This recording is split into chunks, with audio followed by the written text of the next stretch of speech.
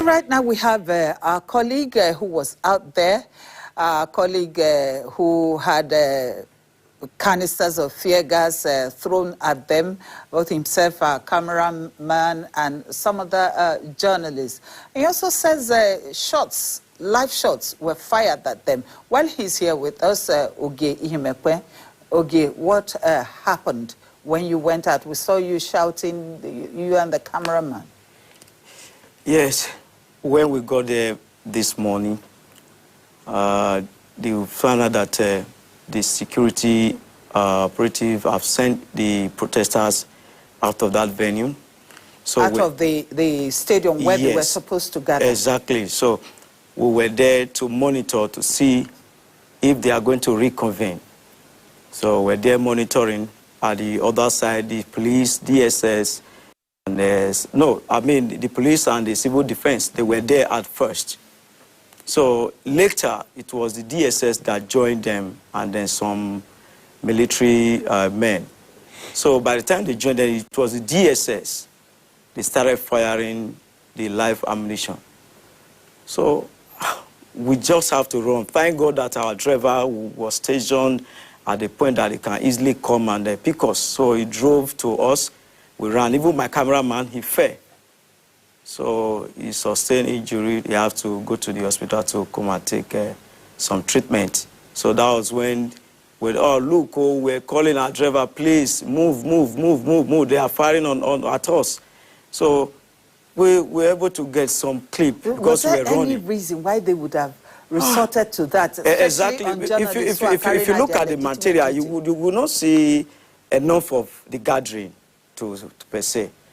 So we're just surprised. We thought, since we are journalists, a lot of us that were in that place were journalists from other stations, AIT, several other TV stations, and online journalists that were stationed there.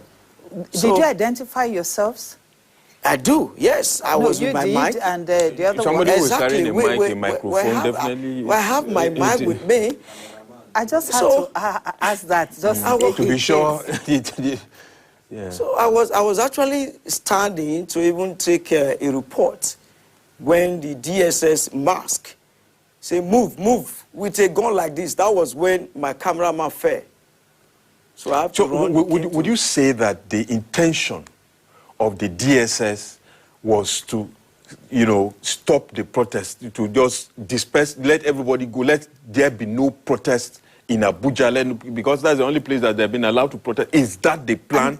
Can you say that's and the journalists, did they not want you to cover anything? Exactly, because what it meant is that they don't want to see anybody. Because as we were moving in that vehicle, we saw a lot of the truck of the security men were also moving to the place where we were going. We saw them. So they were moving to the venue? Yeah, to the venue. More at the recruitment of more reinforcement of the security personnel. Which of the is it the police trucks, civil defense, army, DSS? It was just a combined. Combined. Yes. So moving to the place for more of them to. Okay, I'm still baffled as to why innocent journalists doing their work should be attacked. Even the protesters, I mean, it's not right because they were the ones who designated that point for the protest. Now, at any point in time, did they ask you to move away from that place before they started firing? There was no information like that. No communication? We were there, the police and the civil defense that were there. We were there, they were just watching us. We were in those plans until the DSS arrived. By the time they came, they just move out. Hey, oh yeah, move, just like that. And they started shooting. Live bullets? Yes, they started shooting.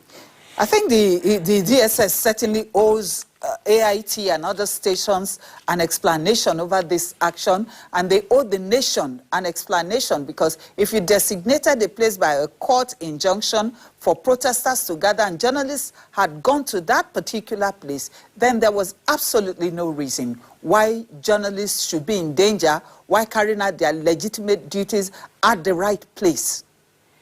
It's clear that the government wants the protest to end. The DSS wants the protest to end. Perhaps They should have gone about it in a more civil and decent way. In a democracy, clearly this is supposed to, we can say, yes, even the DSS may be a civil authority, but we know that the police are the lead agency in this case. It is when they are unable to handle or manage the situation that you now call in possibly the DS or even the army. That's why some persons were even agitated when the Chief of Defense Staff came out yesterday saying they would intervene. It is the President as Commander-in-Chief who will say troops move in. It is not the responsibility of a Chief of Defense Staff. But it is what it is. Maybe the analysts will weigh in, barrister who could possibly weigh in. I think maybe Jude should go first before the